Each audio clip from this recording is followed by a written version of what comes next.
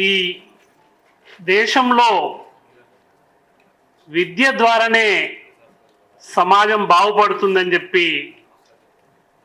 చెప్పిన మొదటి వ్యక్తి మహాత్మా జ్యోతిబా పూలే. ఆ పూలేని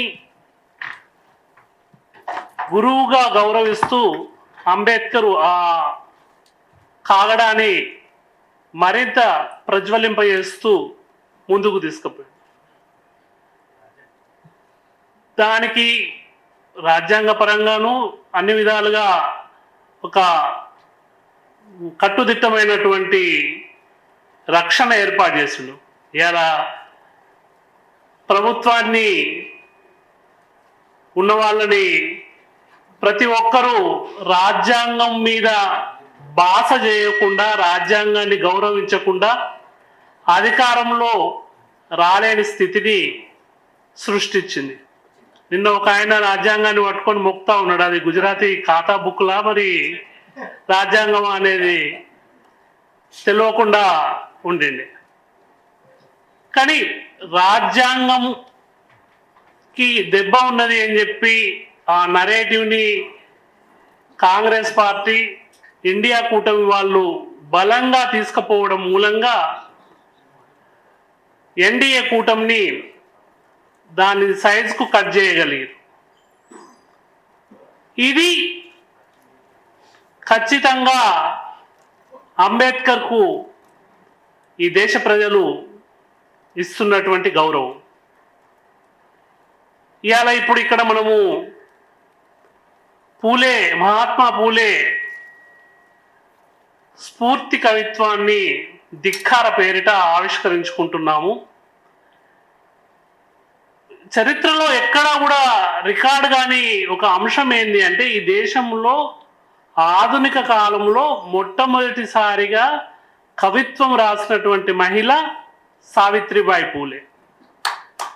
కేవలం సావిత్రిబాయి పూలే కవిత్వం రాయడమే కాదు, ఆమె భర్త రాసినటువంటి పుస్తకాల్ని ఎడిట్ చేసి తన సంపాదకత్వంలో వెలువరించింది.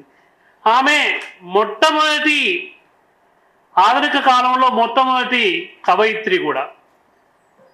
ఏమన్నా అంటే తోరుదత్ లాంటి వాళ్ళని కవయిత్రులుగా చెప్తూ, సరోజిని నాయుడిని చెప్తూ ఉంటారు. కానీ వాళ్ళ ఇద్దరికంటే ముందే 1858-59 నాటికే కవిత్వాన్ని రాసి అచ్చేసినటువంటి వ్యక్తి సావిత్రిబాయి పూలే. కానీ మనకు మండల ఉద్యమం వచ్చే వరకు, ఆ మండల ఉద్యమం స్ఫూర్తితోటి 1990లో పూలే శతవర్ధంతి, 91లో అంబేద్కర్ శత జయంతి సందర్భంగా ఉద్యమాలతోటి కలిసి నడిచిన కాలంలోనే ఈ పూలే దంపతులు తెలిసి వచ్చారు. వాళ్ళు దళితుల కోసానికి పాఠశాలలు పెట్టిరు. బ్రాహ్మణ వితంతువులో వాళ్ళ ఇంట్లో నుంచి వెళ్ళగొడితే వాళ్ళకు ఆశ్రయం ఇచ్చారు. వాళ్ళు గర్భం దాలిస్తే వీళ్ళు పురుడు పోసిరు. అంటే సమాజంలో ఎవరికి అన్యాయం జరిగినా కూడా పీడితుల పక్షాన నిలబడి మాట్లాడిర్రు. సమాజం నుంచి విమర్శలు ఎదుర్కొన్నారు. వాటికి వ్యతిరేకంగా గట్టిగా నిలబడ్డారు కూడా. ఈ వ్యక్తులకు సంబంధించిన వీళ్ళని మనము గౌరవించుకోవాల్సిన అవసరం ఉన్నది. మరి ఇట్లాంటి పరిస్థితిలో ఇవాళ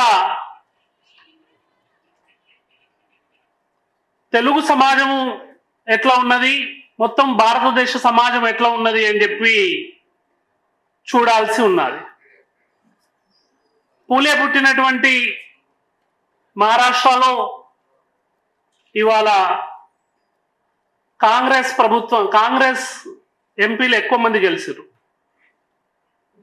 అలాగే ఆంధ్రప్రదేశ్లో టీడీపీ అధికారంలోకి రావడానికి ఎక్కువగా బీసీలు దానికి ఓటు వేయడం మూలంగానే గెలిచిరని చెప్పి ఇవాళ సిఎస్డిఎస్ సర్వే ఫలితాలు వెల్లడిస్తా ఉన్నాయి.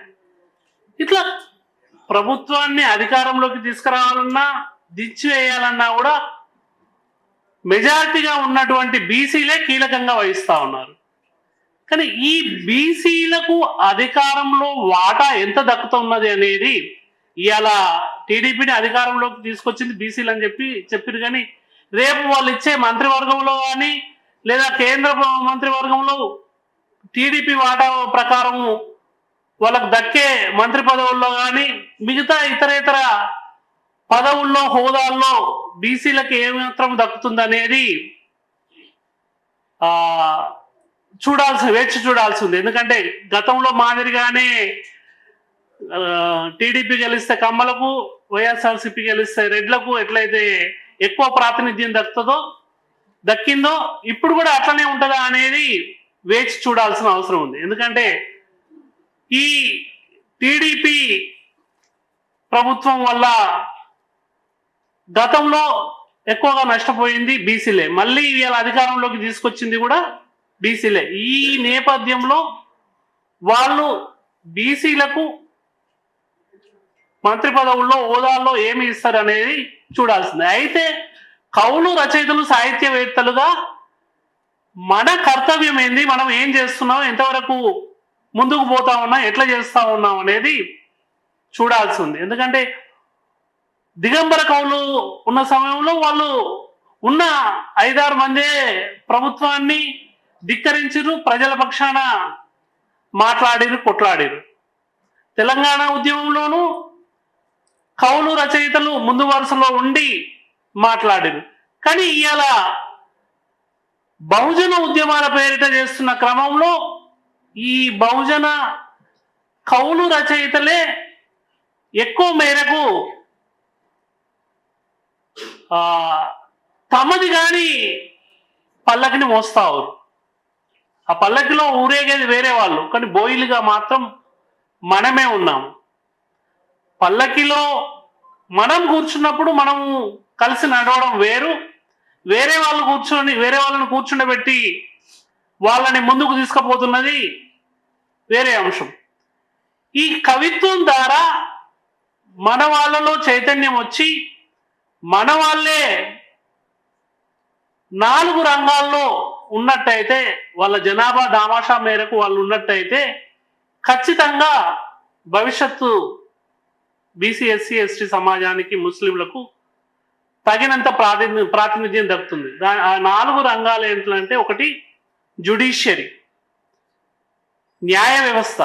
న్యాయ వ్యవస్థలో ఇవాళ కొలీజియం సిస్టమ్ పేరిట వాళ్ళ వారసులే మళ్ళీ జడ్జిలయ్యే పద్ధతి ఉన్నది.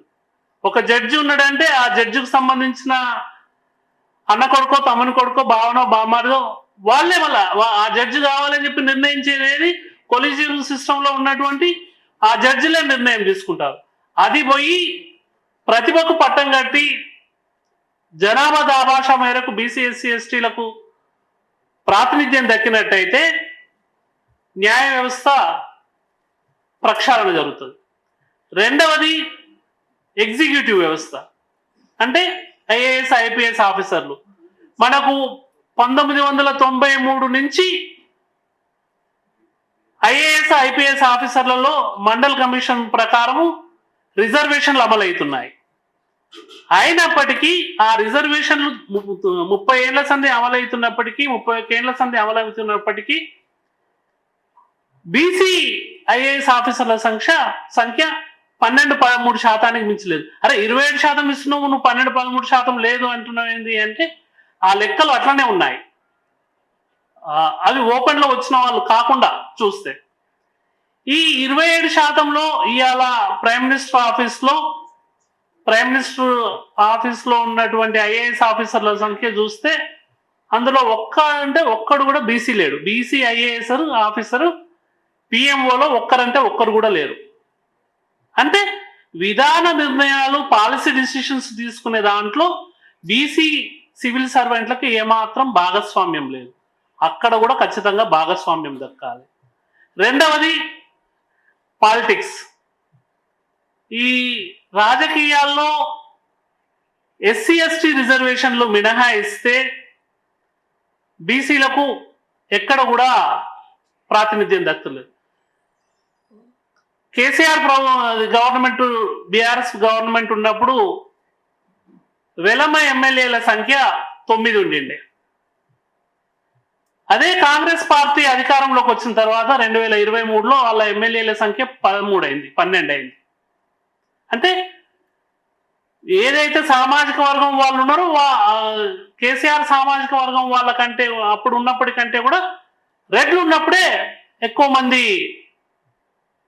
వెలమ ఎమ్మెల్యేలు ఉన్నారు, బీసీ రెడ్డి ఎమ్మెల్యేలు ఉన్నారు. అప్పటికంటే కూడా ఇప్పుడు రెడ్డి ఎమ్మెల్యేలు పెరిగారు, 43 మంది ఉన్నారు.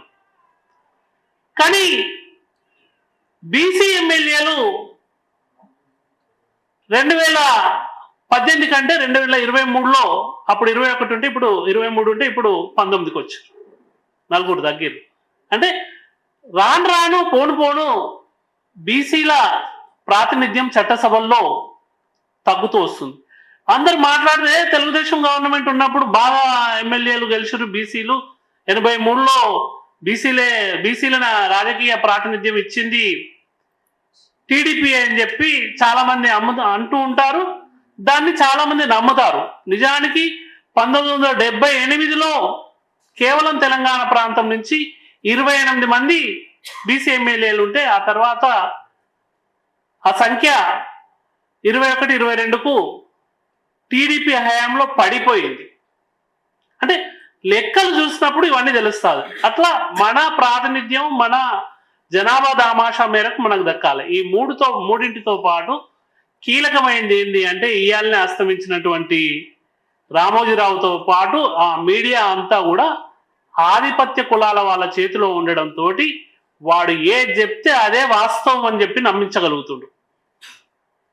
సోషల్ మీడియా వచ్చి కొంత నియంత్రించగలుగుతుంది. కానీ ఇవాళ మీరు చూసుకోండి, ఢిల్లీలో ఉన్నటువంటి కార్పొరేట్ మీడియా అంతా కూడా బాపనోళ్ళు కోమటోళ్ళ చేతుల్లోనే ఉంది. రాజ్దీప్ సర్దేశాయ్ కానీ, అర్నబ్ గోస్వామి కానీ వాళ్ళందరూ కూడా ఆధిపత్య కులాలకు చెందిన వాళ్ళు ఏదన్నా విషయం మీద డిస్కషన్కి పిలిస్తే ఒక్క యోగేంద్ర యాదవ్ తప్ప మిగతా అంతా కూడా బాపనోళ్ళనే పిలుస్తారు. అంటే బీసీల తరఫున, ఎస్సీల తరఫున కూడా మళ్ళా బాపనోడే మాట్లాడుతూ ఉంటాడు. మనకు ఏమి కావాలి, ఏమి వద్దు, ఏమి నష్టం జరుగుతుంది, ఏమి లాభం జరుగుతుంది అనేది మనం చెప్పాలి. కానీ మన తరఫున కూడా వాడే వకాలు తప్పుచుకొని మాట్లాడుతూ ఉంటాడు. ఈ 4 అంబేద్కర్ వీటిని ప్రజాస్వామ్యానికి మూల స్తంభాలు అని చెప్పి చెప్పిండు. ఈ 4 మూల స్తంభాల్లో ఎస్సీ ఎస్టీ బీసీలకు న్యాయంగా, హక్కుగా వాళ్ళ జనాభా దామాషాలో వాటా దక్కినప్పుడు మాత్రమే మనము గర్వంగా తలెత్తుకొని ఉండగలము. మన తదనంతరము మన వారసులకు లెగసీని ఇవ్వగలము. కొట్లాటే లెగసీని, లేదంటే సంపదలోను, ఈ చదువులోను, అన్నింటిలోనూ, పదవుల్లోనూ, హోదాలోనూ, అన్నింటిలోనూ హక్కుగా ఆ వాటా దక్కుతుంది. ఆ వాటా ఇప్పటి వరకు ఖచ్చితంగా మనకు దక్కలేదు. దక్కించుకోవాలి అంటే ఈ ధిక్కార గొంతుకలు ఇంకా ఎక్కువగా వినబడాలి, ఇంకా బలంగా వినబడాలి, రాష్ట్రం అంతటా వినబడాలి. 2 తెలుగు రాష్ట్రాల్లోనూ తెలుగులో ఈ గొంతుక బలంగా ఇంకా వినబడాల్సిన అవసరం ఉందని చెప్తూ ఇప్పుడు మనం ఆవిష్కరణ ఘట్టంలోకి వెళ్దాము. ఈ పుస్తకాన్ని మాన్య మిత్రుడు, తెలంగాణ సాహిత్య అకాడమీ పూర్వ అధ్యక్షులు గౌరీశంకర్ ఈ పుస్తకాన్ని ఆవిష్కరిస్తారు.